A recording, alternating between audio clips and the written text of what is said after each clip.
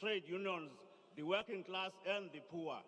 They all insist that the crippling electricity supply, state corruption, and the dire living condition of our people must rally everyone into action to end the reign of this poor administration. This cohort believes that the current crisis constitutes a failed revolution. Honorable members, the President is fond of hope. The following timeline reflects this obsession. From 2019, the word hope appears not less than 15 times in his multiple SONA addresses to the nation. The President is perpetually hopeful.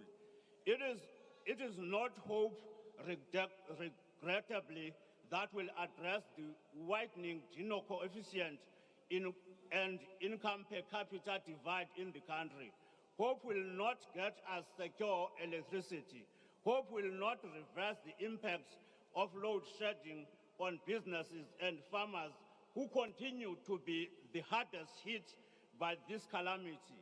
We need decisive leadership, not hope. We know under President Mbeki that the interests of the country took precedence over those of ANC membership. President Mbeki would not have created an electricity department for fear of firing a dismal energy minister. Where is the Mbeki courage, the Mbeki foresight? Honorable members, it is this courage and foresight which saw a budget surplus of 0.6% of GDP back in 2007. Honorable Chair, the President must lead with a firm hand.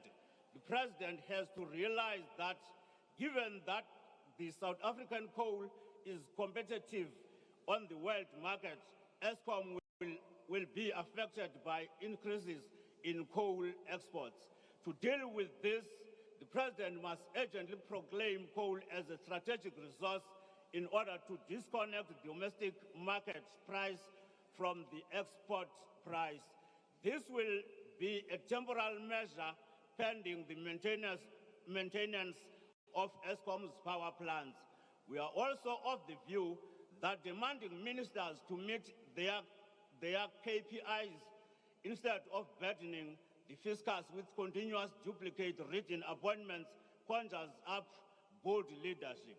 In closing, we wish to offer the following solutions to the President.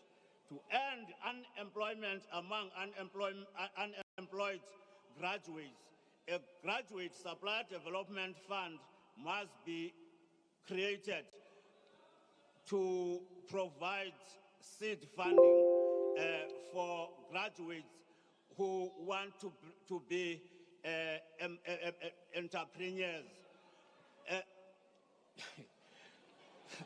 So the President must be decisive, and we as you close, also want to advise him to bolster the capacity of the state to industrialize and import substitution strategy must be established immediately. To end load shedding, electricity generation must be left to the private players, at least in the interim, while Eskom continues to maintain its old plans. I thank you.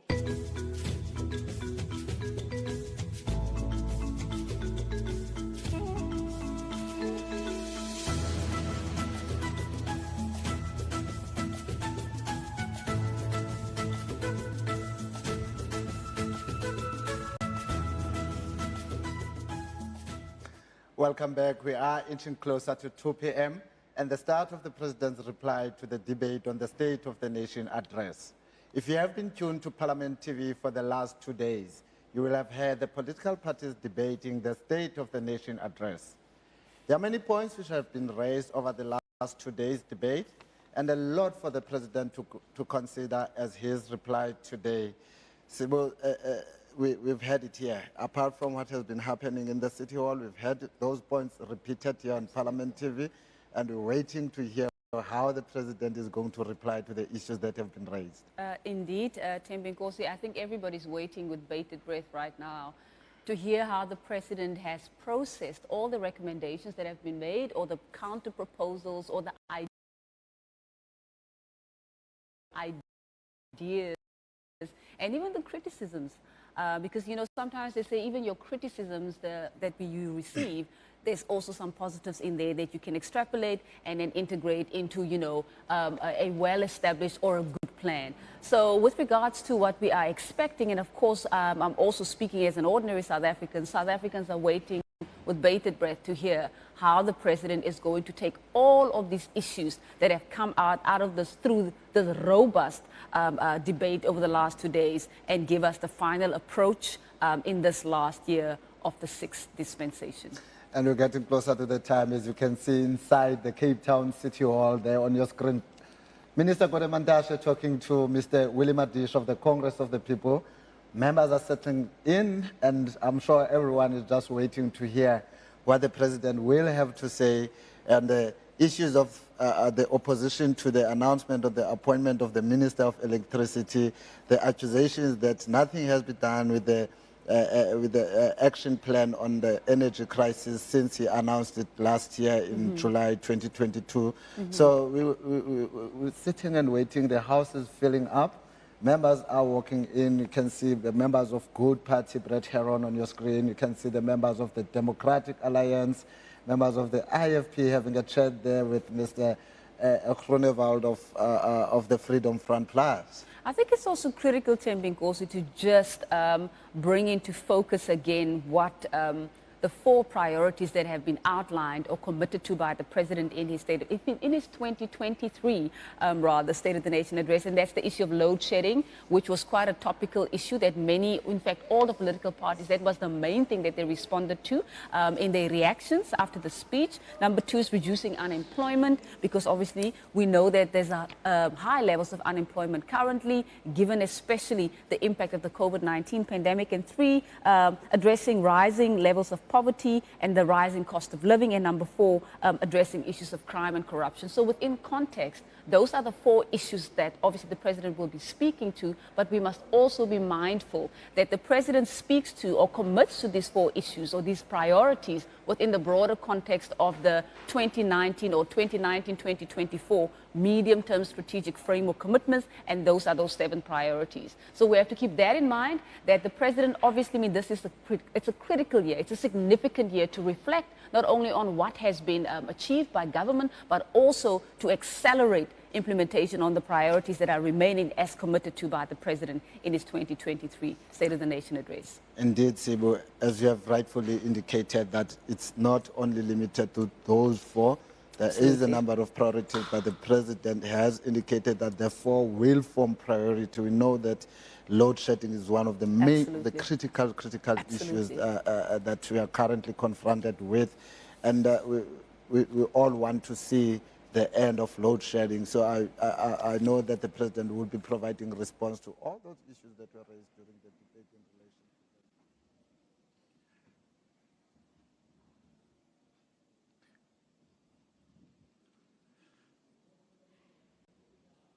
Speaker of the National Assembly is about to take her seat, take the presiding seat to commence the proceedings of the day. Give his reply to the 2-day State of the Nation address debate. With that said, we are crossing over to the City Hall now for the proceedings to start.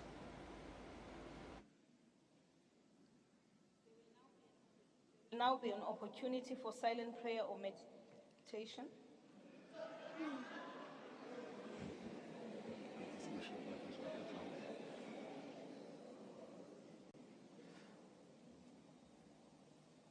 Please be seated.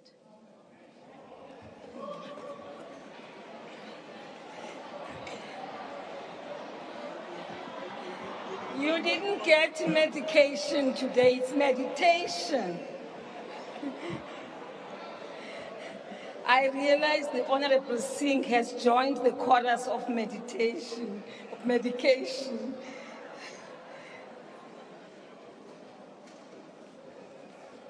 Order. Anyone speaking? Order. The Secretary will read the order of the day. Reply by the President to debate on the state of the nation. The Honorable the President.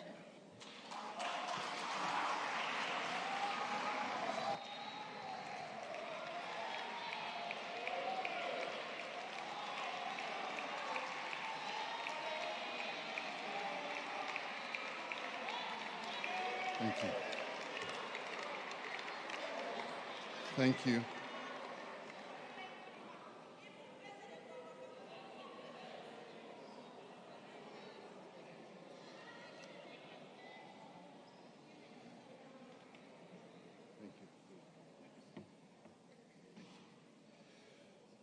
Speaker of the National Assembly, Chairperson of the National Council of Provinces, Deputy President of the Republic,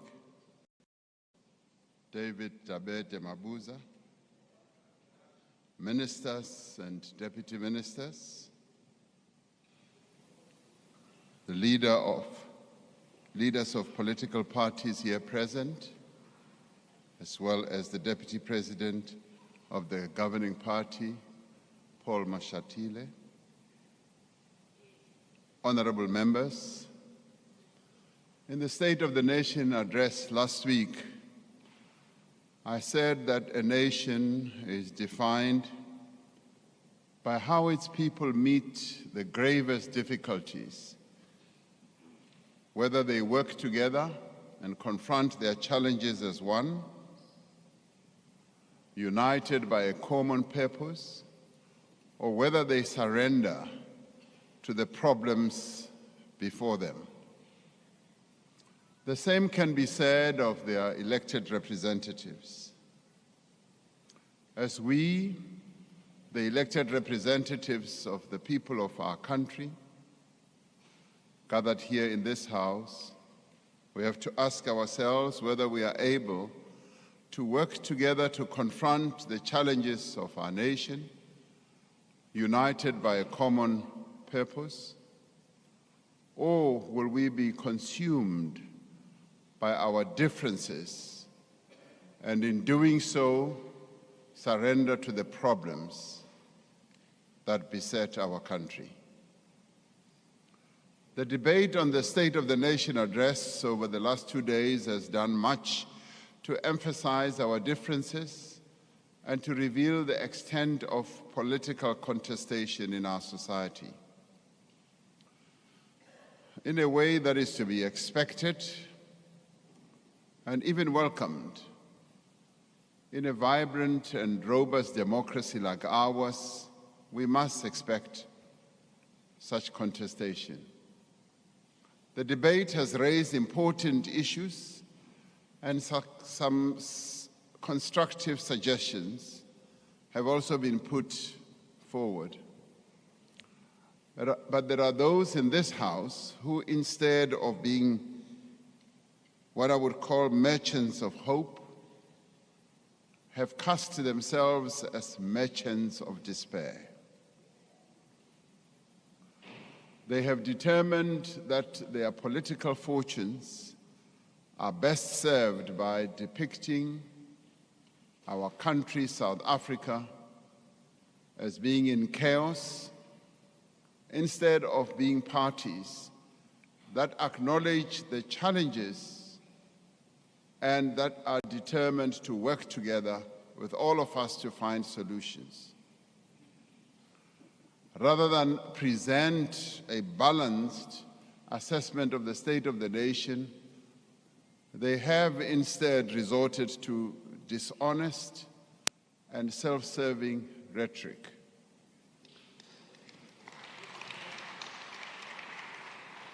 Rather than acknowledge the grave damage caused to our country by what has ensued in the past, such as state capture, by the effects of a devastating global pandemic, and by the worst public violence in the history of our democracy, some of these honorable members have failed to come up with practical suggestions or solutions that can resolve the many problems that our country faces today. Some chose to belittle and even to deride what has been achieved over the last 5 years in the midst of extremely difficult conditions, because it does not serve their political interests to recognize the progress that has been made and progress that is plainly clear to everyone who cares to look. The contributions that they have made may serve their electoral aspirations, but they do not serve the interests of the people of South Africa. The task we have as elected representatives, as I said, is to emerge from this debate with a common determination to meet the challenges of the present, but also to renew the promise contained in our Constitution of a better life for all. Where people began to doubt the promise of our Constitution, it is our job to restore their faith in our Constitution, not through words, but through action. To do so, we must reflect deeply and honestly on what has gone wrong, on where we have strayed from the path we set out in the first place. As the Honorable Prince Buthelezi rightly said in his remarks, which were delivered by the Honorable Singh, what South Africans want is honesty, fairness, justice, and to know that their government is capable and willing to do its job. At the same time, we must reflect on the progress that we have made, and real progress. And we must concentrate on the actions that we need to take now to overcome the challenges that face us. Nobody can deny the distance we have come over the past 5 years, nor can anyone deny that our country has been struck by successive crises that have severely impeded our efforts to improve the lives of our people as we would have wanted to. We inherited a state hollowed out by corruption and malfeasance and an economy in steep decline. Since then, we have rebuilt the capability and restored the independence of institutions that are essential in our democracy, institutions that had been weakened. We have reinvigorated entities like the South African Revenue Service, the National Prosecuting Authority, the Special Investigating Unit, to fulfill their mandates effectively without fear or favor. That we have done. The tireless work of the State Capture Commission and the Investigating Directorate is now bearing fruit in the prosecution of those alleged to have been involved and responsible for state capture. We faced up to the worst global pandemic in a century and marshaled an unprecedented response to save lives and to protect livelihoods. We implemented a new social grant which has reached more than 11 million people. We supported over 5 million workers who would otherwise have lost their jobs and provided tax relief and direct support to thousands of businesses and helped them to survive.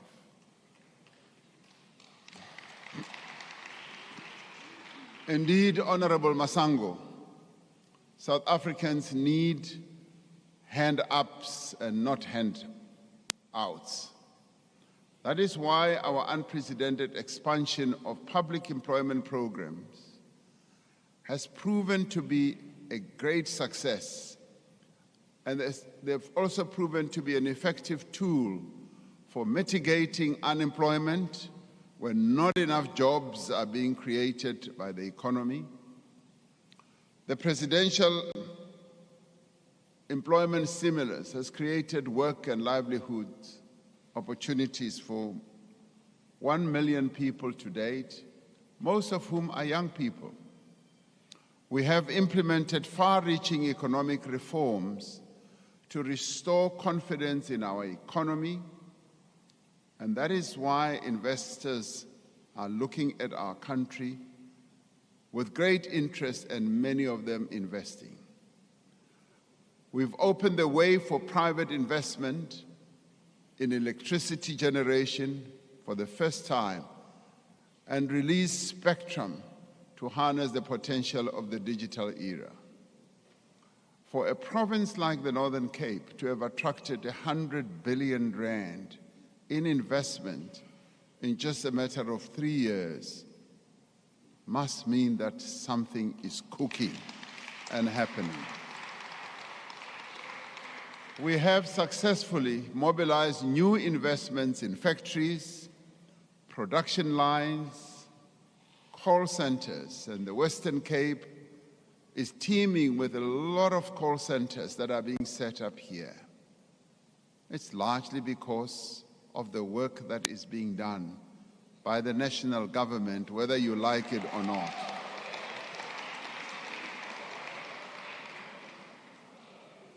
Farms and mines are being invested in across the country. These have created jobs and opportunities, including for small business.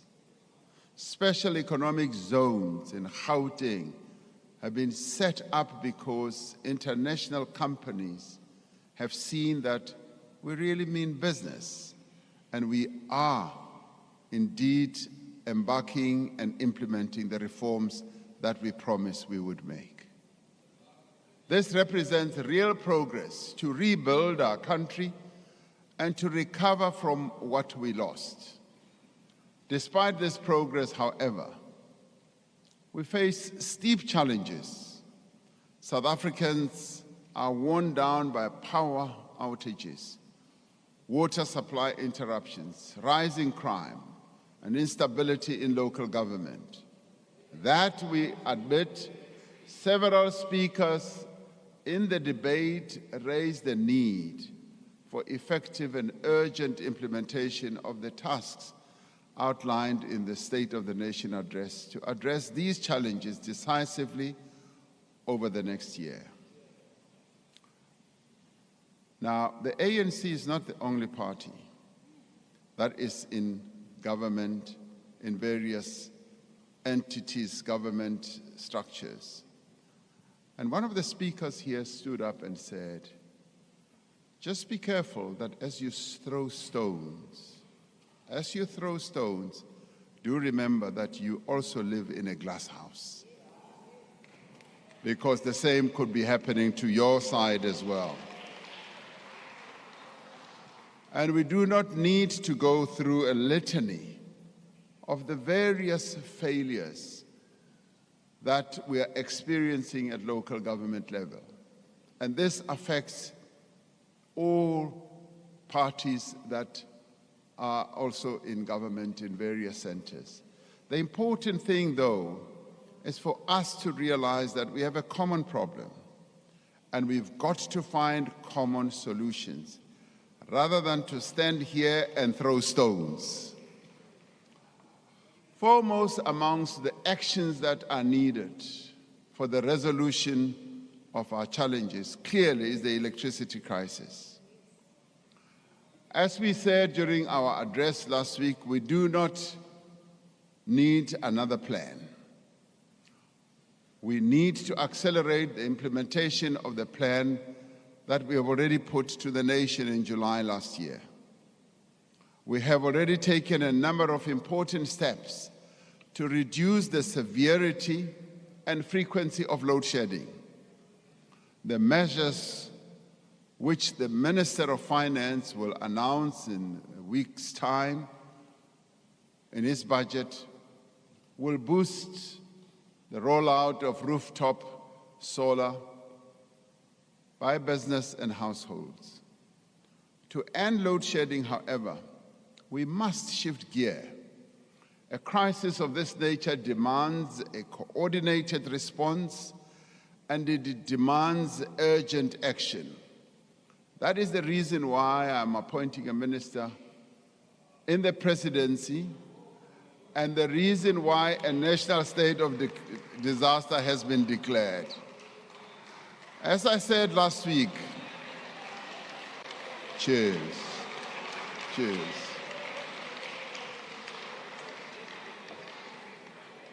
Now, focused attention requires us to do a whole number of things. And as I said last week, this new minister will assume responsibility for overseeing the various aspects of the electricity crisis response. The minister will be responsible for driving the various actions being coordinated by the National Energy Crisis Committee to end load shedding as a matter of urgency. The reality is that the resolution of the energy crisis requires effective coordination across several departments and public entities. It requires the undivided attention of a political principal who does not need to split their time, their energies amongst different important responsibilities. This appointment will ensure that there is a minister who is ultimately responsible for resolving load shedding and who is able to work with all fellow cabinet ministers, departments, and entities also. Some have suggested that the appointment of the minister will cause confusion and fragmentation, and that it might also result in turf wars amongst the ministers who deal with energy and ESCOM. That is not the case. This minister will be focused day in and day out only on addressing the load shedding crisis, working together with the management as well as the board of ESCOM. The minister will be leading the National Energy Crisis Committee and interacting with all other departments in a spirit of cooperation or cooperative governance. The Minister of Mineral Resources and Energy deals with matters of energy policy as well as mineral resources. Beyond the energy crisis that we face, the restructuring of government will be effected to enable entities that fall under various departments to be properly located in those departments.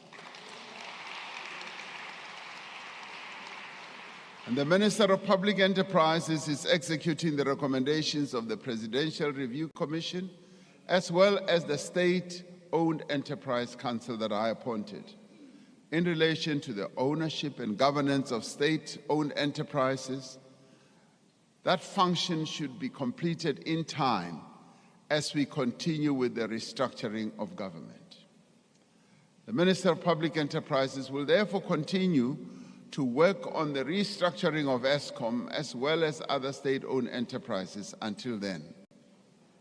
With the focus that the Minister of Electricity will have on load shedding and the work that is being done by ESCOM and the board, I do believe that we stand a much better chance to address this overriding challenge and crisis that our country faces.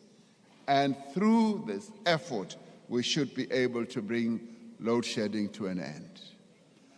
As Minister Mantashe said, urgency of execution and delivery is paramount.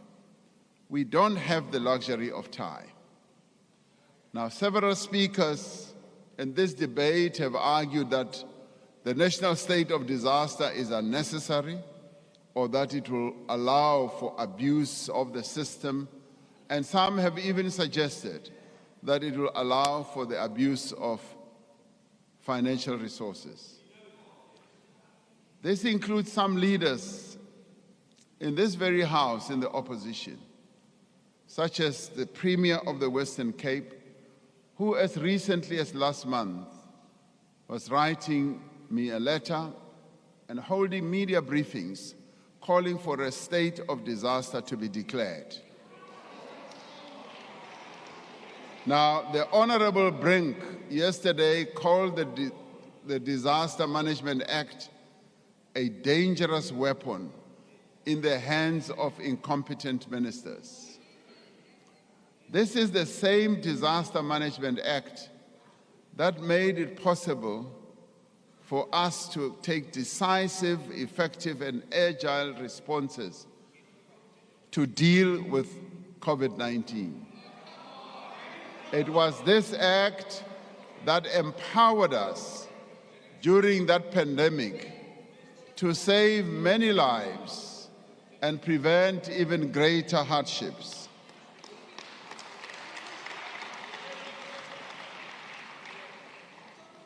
It is this Disaster Management Act that we have on our statute books that has on numerous occasions enabled us to provide urgent relief and support to people affected by floods and other natural disasters.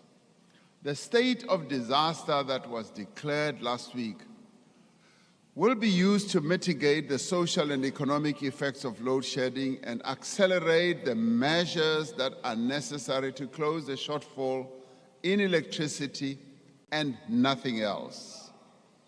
As I said in the State of the Nation address, we will ensure that environmental protections and technical standards are maintained and that procurement is undertaken, yes, with transparency and proper oversight. We will use the state of disaster to rid of unnecessary bureaucratic obstacles that stand in the way of urgently bringing new generation capacity onto the grid. And we will use it to ensure continuity in the provision of critical services and supply chains and to address the impact of load shedding on businesses and on households. As we build on an electricity system that will meet our energy requirements into the future, we need to dispel some of the myths that have been circulating and that have been repeated even here about the path that we are taking. We need to dispel this idea that we are abandoning coal as a fuel source. We should all remember that coal-fired power stations provide 80% of our energy source right now and will therefore continue to provide the bulk of our base load supply into the future. Even as people in international forums have asked me, I've said we've just built 2 mega power stations, Kusile and Medupi, that generate some 8,000 megawatts at great cost. And there's just no way that we are going to shut those 2 power stations down. There's just no way that we are going to do that. And I've told them that, insisting that we are, however, committed to a future energy mix that consists of a diversity of energy sources, including coal, renewables, nuclear, gas, hydro, battery storage, biomass, and other forms of energy. We must dispel the idea that unbundling of Eskom into 3 separate entities is out of step with the international trends. The reality is that over 100 countries, including China, Germany, and Russia, have established independent transmission and system operation companies. We need to dispel the claim that creating a more competitive, efficient, and sustainable electricity generation market threatens the ability of the state to provide affordable electricity to its citizens. In fact, it enhances it. On the contrary, the reforms we are undertaking will improve the ability of the state to provide power to the people now and into the future. And the power we want to be able to provide to our people is affordable power. Our priorities in 2023 are to decisively resolve the electricity crisis, to reduce unemployment, and to root out corruption and crime. Yet, as we confront the most immediate and pressing challenges facing our country, we must also plant the seeds for future growth. We must ask ourselves not only where are we as a country, but what kind of a country we want to be.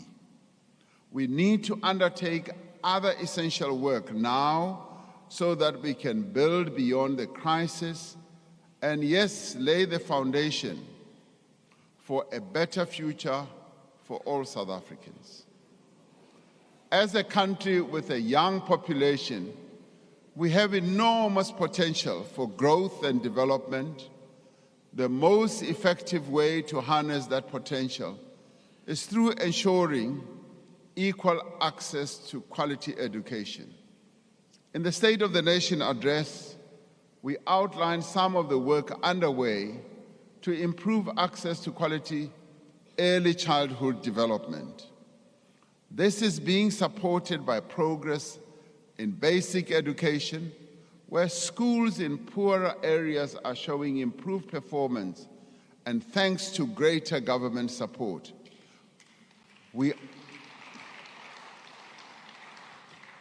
are developing vocational education and training opportunities and implementing new ways to fund workplace training programs so that we develop the skills that the economy needs.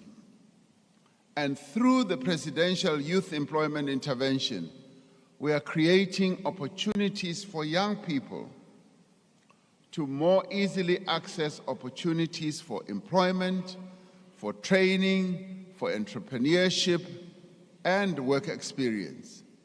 By the same measure, access to quality health care, and indeed better health itself, are necessary to improve our people's lives and build a successful society and a more productive economy. We are committed to the provision of quality health care for all, regardless of their ability to pay. We will therefore progressively implement the National Health Insurance, the NHI, as soon as necessary.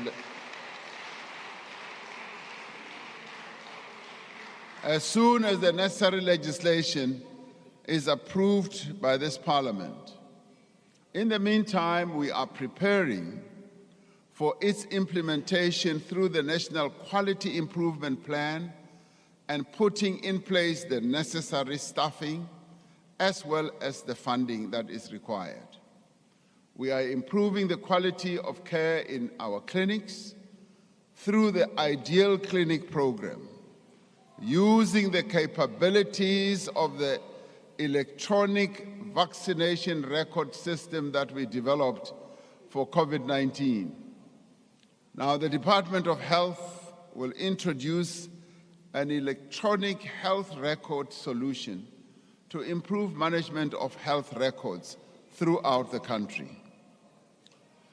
As our country and the world recovers from COVID-19, we are strengthening the fight against the HIV pandemic that we have been engaged in for more than 3 decades. While we have made remarkable progress in fighting HIV, as well as tuberculosis, new infections are still occurring at unacceptable rates, and we continue to record deaths that could have been prevented. We are also working to combat non-communicable diseases like diabetes, hypertension, and cancer. We are paying greater attention to mental health. According to the World Health Organization, around 1 in 5 South Africans suffer from mental health disorders. Our starting point must be to raise awareness, as well as to combat stigma around mental health, so that people are able to seek and to receive mental health services. Beyond that, we need to dedicate more resources and qualified professionals to the provision of such services.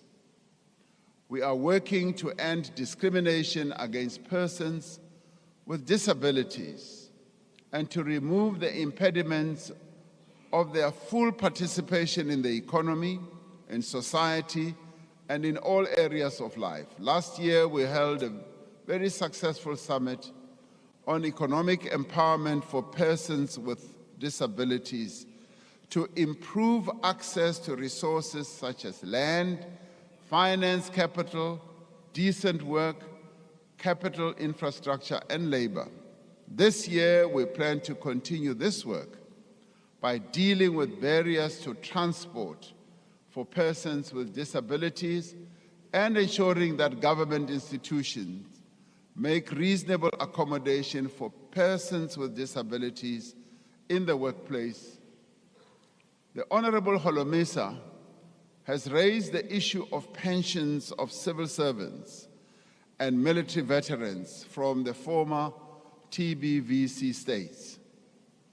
These are indeed issues that need to be considered. The Deputy President heads a task team on benefits for military veterans, which has a work stream on pensions. I have asked this task team to provide a report on this matter. And I've also asked the Minister of Finance to set up a team to look into the issue of pensions for civil servants from the TBVC states.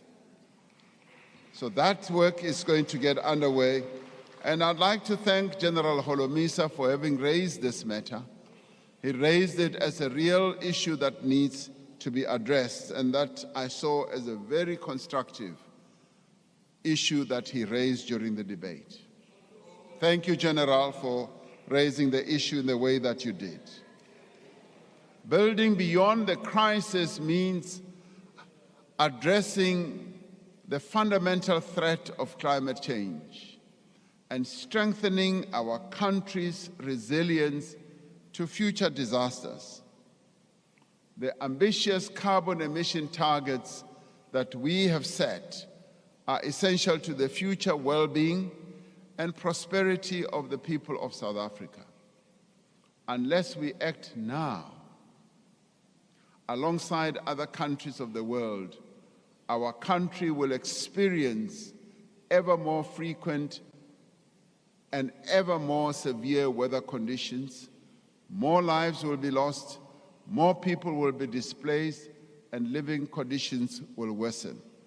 This picture was even better put before us by the Premier of Mpumalanga, who spoke so eloquently about how Mpumalanga is addressing the issue of climate change and what the dangers of not addressing climate change are. And they don't only touch on the livelihoods of people, but they also touch on the health of people as well.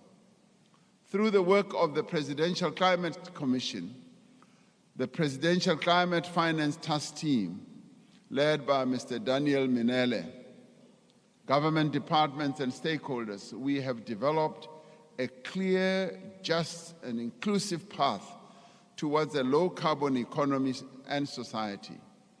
Now, as we work to reduce emissions, we must undertake adaptation measures to counter the effects of climate change and design our cities, our towns, our rural areas to be more resilient in the face of adverse weather events. And this is where we need real good planners for our cities outlay, even for our rural areas. We need town planners, we need engineers that are going to be aware of what climate change ravages are doing to the topography of our country. We will be reviewing our disaster management architecture to make sure that it is adequately equipped to respond to floods and other natural disasters going forward. Building beyond the crisis also means rebuilding our infrastructure. Several speakers in the debate spoke about the poor state of much of our infrastructure. And in many cases, they are right. Investment in the construction and maintenance of our infrastructure has been declining over many years. Since taking office, we have taken important steps to reverse that trend. Through Infrastructure South Africa, we have focused on building the capacity within the state to design, to prepare, and to implement infrastructure projects. You will recall that in the State of the Nation address, I did cite this as a major challenge. Now, through the Infrastructure Fund, we have sought new approaches to also funding infrastructure, drawing on a diversity of sources. We are also undertaking structural reforms in energy, in water, in our ports and railways that will enable greater investment in these vital industries. We have significantly increased the budget allocated to infrastructure across the government. And as I indicated in the State of the Nation address, significant road, water, housing, and other projects are underway. And the Minister of Finance will, as he outlines his budget, be able to focus on this as well. To succeed in all these efforts, we need to ensure that the state has the necessary resources, that it has the necessary capacity and all the skills that it can master to be able to execute all its plans. We are taking important steps to professionalize the public service across all spheres to ensure that the right people are appointed and are placed in the right positions, that they are held accountable and they are empowered to provide the best possible service to the people of our country. Further to this, I'm directing that all infrastructure and service departments conduct skills audits within a short space of time. These audits must not just tell us what training officials think they require, but must help us understand where critical skills exist in those departments to effectively deliver infrastructure and services. The National School of Government will work with other organs of state like the Human Sciences Research Council, the HSRC, to conduct these audits. We said in the State of the Nation address last week that South Africa's fortunes are linked to those of our continent. We depend on a peaceful, stable, and prosperous Africa to advance our own development as a country. In April last year, South Africa assumed its two-year term as a member of the African Union Peace and Security Council. We will be chairing a meeting of the Council in Addis Ababa tomorrow. Through our participation in the Peace and Security Council, South Africa is working with other countries to bring peace to areas of conflict on our continent, such as the Eastern DRC, whose president I had a lengthy discussion with last week, with Libya, the Sahel region, and northern Mozambique as well.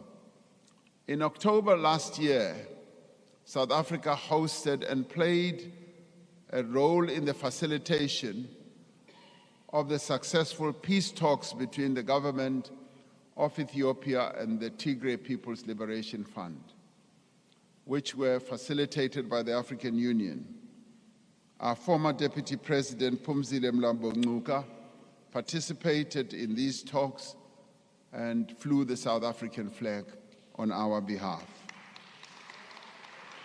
We will continue to provide whatever assistance we can to the resolution of conflict and peace keeping on our continent. Our recent experience of the COVID-19 pandemic has demonstrated the value of a united response to common challenges. As the African Union Chair in 2020, South Africa led the continental response to COVID-19, overseeing a continent-wide strategy, setting up innovative online platforms to provide access for all countries on our continent, including countries such as the Caribbean, and mobilizing international funding and securing over 500 million COVID vaccines for the continent. Now, as chair of the African Union COVID-19 Commission, we continue to lead the continent on health security matters as a means of preventing and responding to the pandemic and plan for future pandemics as well. We are working as co-chair of the Access to COVID-19 Tools Accelerator, together with the World Health Organization and other organizations, to develop a global platform that will enable rapid development of and equitable access to tools needed to respond to any future pandemics at a global level as well. These are part of the concerted efforts to ensure that Africa and the global community are adequately prepared for any future health emergencies.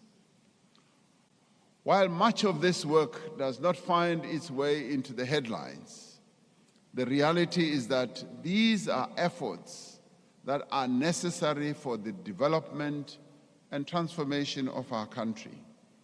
While others make a lot of noise on the sidelines, the reality is that this government is building the future today.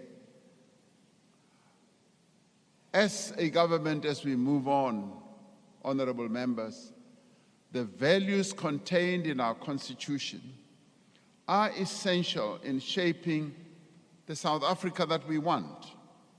The Constitution of our country calls for a society that is based on human dignity, the achievement of equality, and the advancement of human rights and freedoms. And it calls for the accountability, responsiveness, as well as openness in government. These values provide a sense of purpose and direction for all of us, individuals, families, and communities, and a shared vision of what is important and meaningful to us. To live up to these values, to fulfill this bold vision in our Constitution, we must honor them in our own lives as well. We must treat one another with respect, with integrity, with dignity, with responsibility, but importantly also with compassion.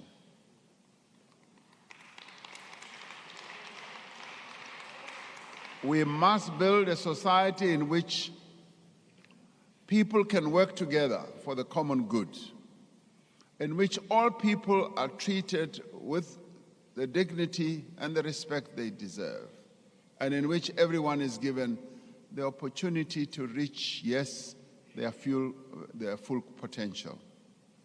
It is these values that have set our country apart since the dawn of democracy almost 30 years ago.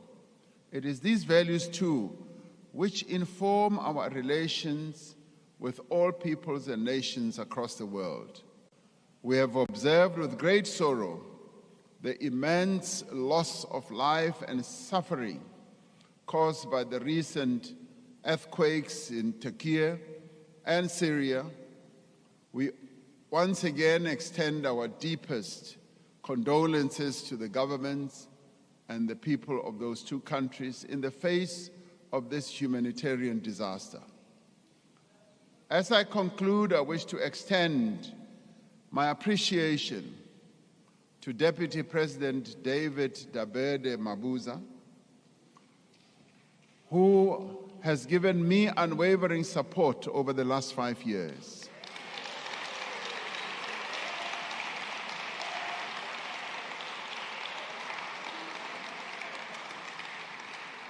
Not only has he given me support as president, he has been working side by side with me over these past 5 years and has executed the tasks that I have allocated to him, tasks such as heading and leading the South African National AIDS Council, the extensive engagements that he has had with military veterans, the job and the task that he has had in engaging with traditional leaders throughout the country on critical issues such as communal land and also their ability to execute their work as an important structure in the state.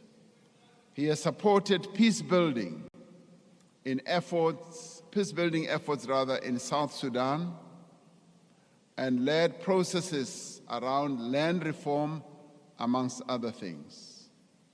Deputy President David Mabuza has indicated his wish to step down from his position. This is a request I've informed him I'm considering and attending to, and I would like to thank him for the work that he has done for this nation and for all of us.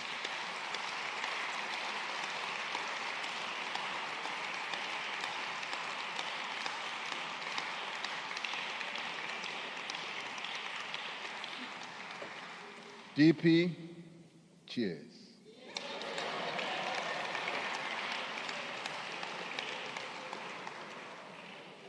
I also wish to extend my thanks to ministers and deputy ministers that I'm privileged to work with. I thank them for the outstanding work that they do in the service of the people of our country.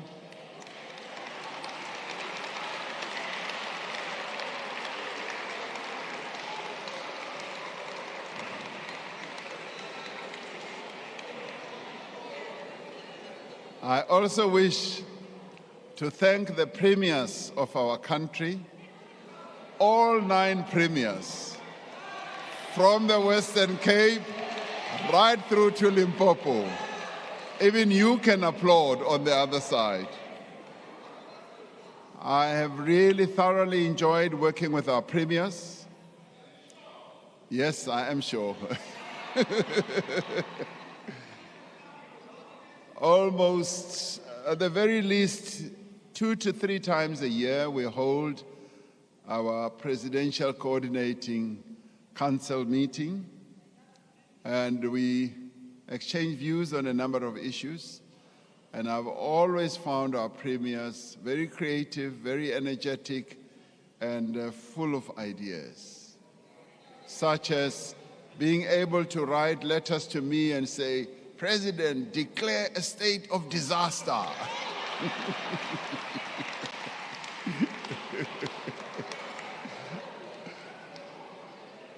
So I thank them. I also I'd like to extend my gratitude to our Directors General. The Directors General and DDGs are the real engine of our government, and I'd like to thank them, together with a number of other officials in our government, and indeed those hordes of people who work in our government system, from the cleaners to the gardeners right up to the top. And I'd like to thank the advisors, my advisors as well, and the staff in the presidency for their hard work. And I'd like to thank my protectors as well.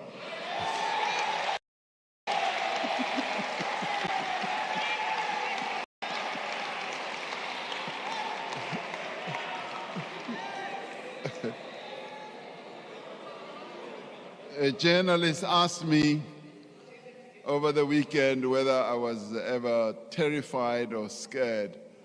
I said, no, I wasn't. And it was largely due to the fact that I have really good protectors, and I thank them. Finally, let me thank all of you, leaders of various political parties, and all of you as members of Parliament. I thank you all for the inputs you have made, the criticisms that you level at me, and suggestions that you put forward, and all what you express. I really thank you, because this is what makes our democracy a rich democracy. Finally, allow me to reiterate what I said in 2018 State of the Nation address, delivered exactly 5 years ago today. I said we should reaffirm our belief that South Africa belongs to all who live in it. For though we are a diverse people, we are one nation. There are 57 million of us. That's what I said then. There are now closer to 61 million of us, each with different histories, languages, cultures, experiences, views, and interests. And in fact, I digress. When it comes to views, I always think that there are 61 million views. Each one of us have a different view on any issue. But I continued to say, yet we are bound together by a common destiny. We are one people committed to work together to find jobs for our youth, to build factories and roads, houses and clinics, to prepare our children for a world of change and progress, to build cities and towns where families may be safe, productive, and be content. While there are many issues on which we may differ, on these fundamental matters, we are at one. So, honorable members, South Africans are a resilient people. They are a hopeful people. And indeed, there are reasons for hope. But we cannot live on hope alone, as many of you have said. Dit is waar, achtbare du Deut, die Suid-Afrikaanse mense verdien beter as unvervulde en leë beloftes. It is the job of government to deliver basic services, to protect its citizens from harm, to create the conditions in which every person can thrive. Mushumo wa muvhuso washu ndwa uri unakise Afrika Tshipembe. U itela uri vhathu vha hashu vha kone u tshila vhutshilo vhune ha ḓo vha takadza. Ndi hezwi zwine ra fanela uri ri ite hafhanoni Afrika Tshipembe uri vhathu vha hashu vha kone u bvelela phanḓa zwavhuḓi. That is why, as we work to implement the actions that will restore our country's promise, I'm not asking for your patience. I'm asking for you to support our people as they work with us to address all these challenges. That's all I am asking for. Let us never forget that whatever our challenges, whatever our differences, noma sihluka kuphi nakuphi noma kuyini sonke asifani kodwa okusihlanganisayo ukuthi izwe lakithi liphumelele liye phambili. Iloko okusidibanisayo. So in the end, we all seek the same future for our country. It is therefore important, and I repeat, that we should stand together to build that future.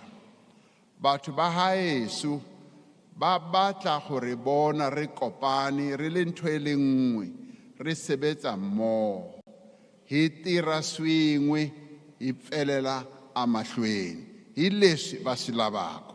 I thank you.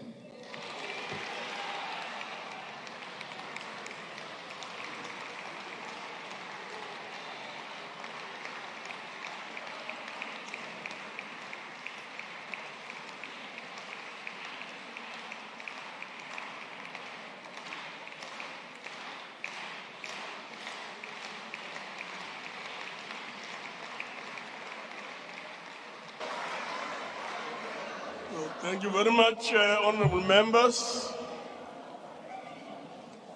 I now take this opportunity to thank the honorable president for his address and to remind members that they should wait until the procession has left the sitting. That, honorable members, concludes the debate of the State of the Nation address and business for the day. The joint sitting is now adjourned.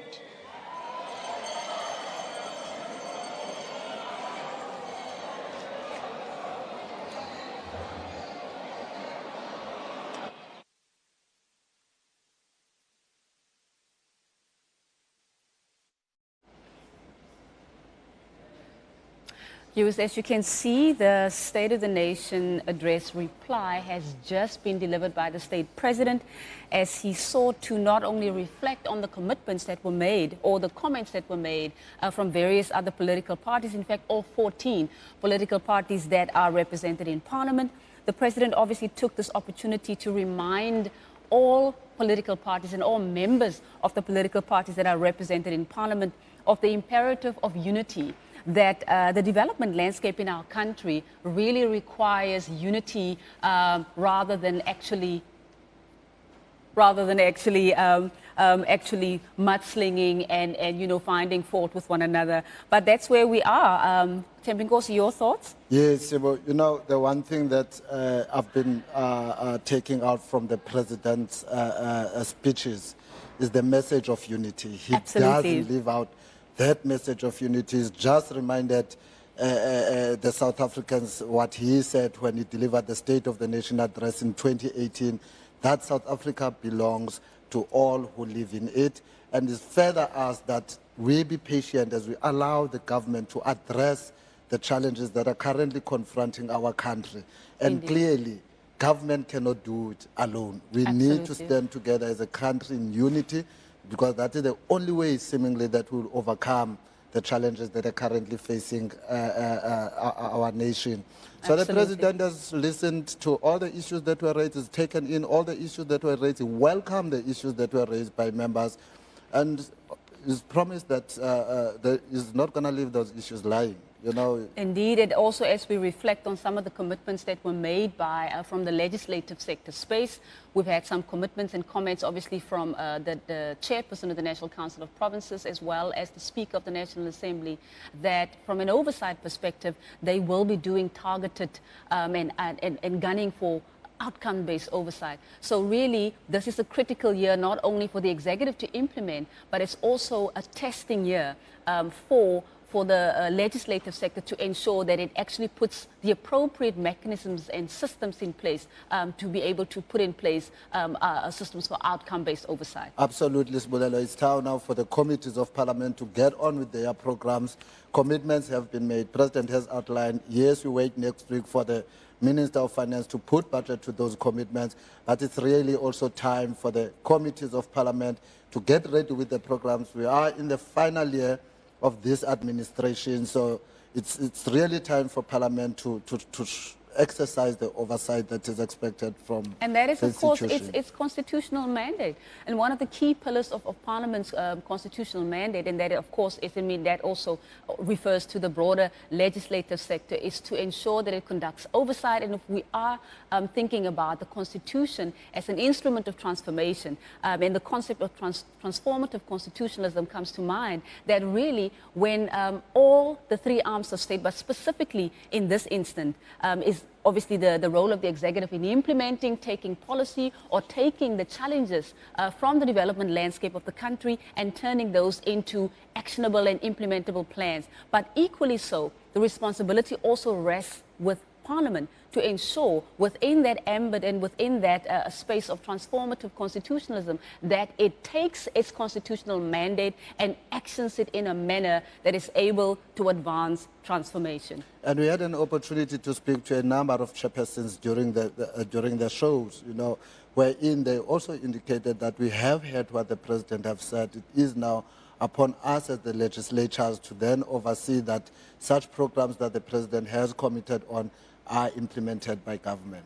Absolutely. And another key point that was raised by the president started off, but of course acknowledging all of the key inputs that were made, that came from the floor, that came from all the 14 parties that are represented in Parliament, and of course including the special delegates as well from the NCOP who came through the NCOP, the premiers who were there. But importantly, what the president was, it is important for us to remember that there are there's a multiplicity of challenges that we're facing as a country that we probably would have been much further by now had it not been for the 2020 COVID-19 pandemic. And we obviously cannot, look at the current context without actually reflecting on the far-reaching impact that the COVID pandemic has had on all aspects of life in South Africa, not only for South Africans, globally as well. It would definitely be irresponsible for us to overlook that COVID happened in 2020. We're all there. We saw the impact of government. We know that in some instances, it was even beyond what government can offer, because remember, this pandemic just came, and it was not just limited to South Africa or the continent. As you have rightly indicated, it was a global challenge. It was the first time for the world to go through what we had to go through. Definitely, it will not take us a year or two to overcome the challenges that have arisen as a result of the COVID-19. But as the president has always emphasized, if we stand united and work together, definitely we will overcome some of the challenges we are currently confronted with today.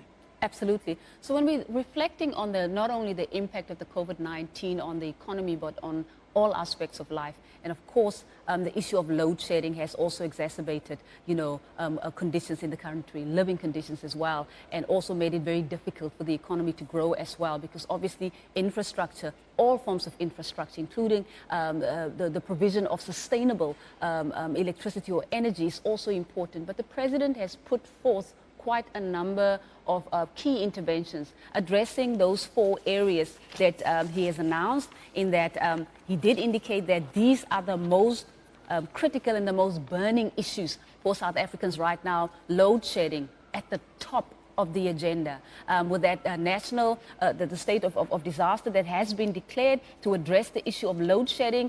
All systems have been put in place, and coupled with that, very important, is the fact that there is the experience that has come through from the COVID-19 pandemic in terms of the corruption and all of that. It was the first time that we dealt, with a challenge of that nature as a country, but globally as well. But also just indicating that We have learned from the COVID pandemic. We have also learned from what happened when there were the floods in KZN and in parts of the Eastern Cape. So, of course, bringing in the Auditor General so that the Auditor General can be part and parcel of that process to actually monitor expenditure patterns on a day-to-day, in fact, in real time, and to also then empower Parliament with that information and to empower all of the necessary other institutions for whom that information would be relevant to curb corruption. But importantly, the President just reaffirming his commitment to South Africans that the issues that are most pressing to ordinary South Africans,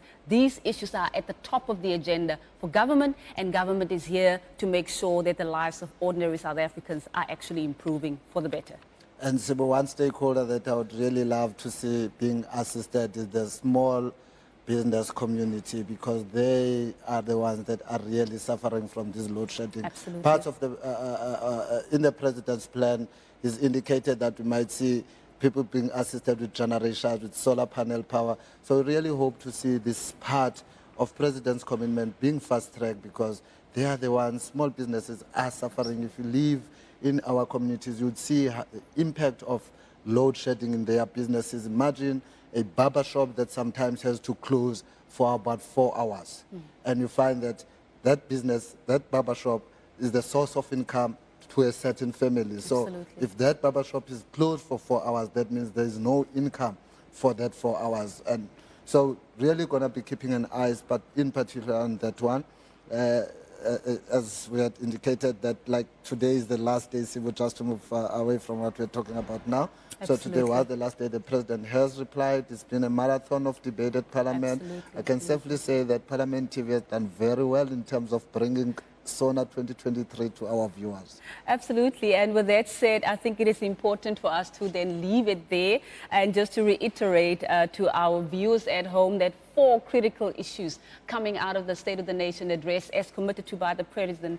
That's load shedding, that's reducing the high rates of unemployment. 3, that's poverty and rising cost of living. And 4, of course, crime and corruption. We've seen robust debate between Tuesday and Wednesday. And today the President has given his reply, obviously reiterating his commitment, reaffirming his commitment as the state president to ensure that no stone will be left unturned in ensuring that the commitments that were made are actually being implemented. With that said, viewers, we are going to leave you there for now. But remember, next week, the Minister of Finance will be tabling the budget, and that budget is supposed to it's actually supposed to allocate resources towards funding the program of action for the year ahead. With that said, I'd like to thank you for staying with us throughout this process since last week, Thursday, and of course up until now, until the President delivering his speech. With that said, thank you to everyone, the crew, the team, and everyone else who has had a hand in making sure that this broadcast is a success.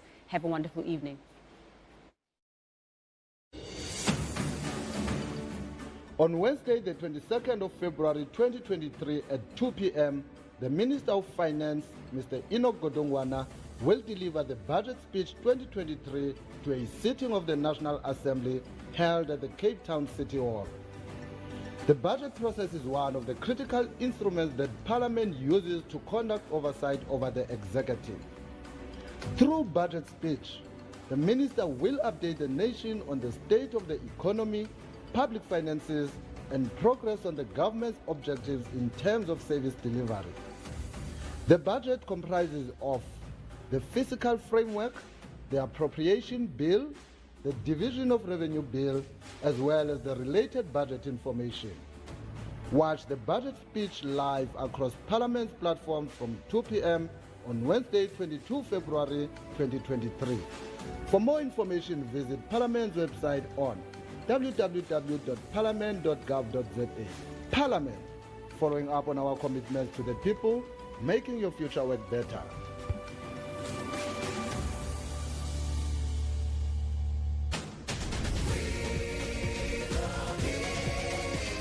This book, our Constitution, protects our society and empowers us to govern.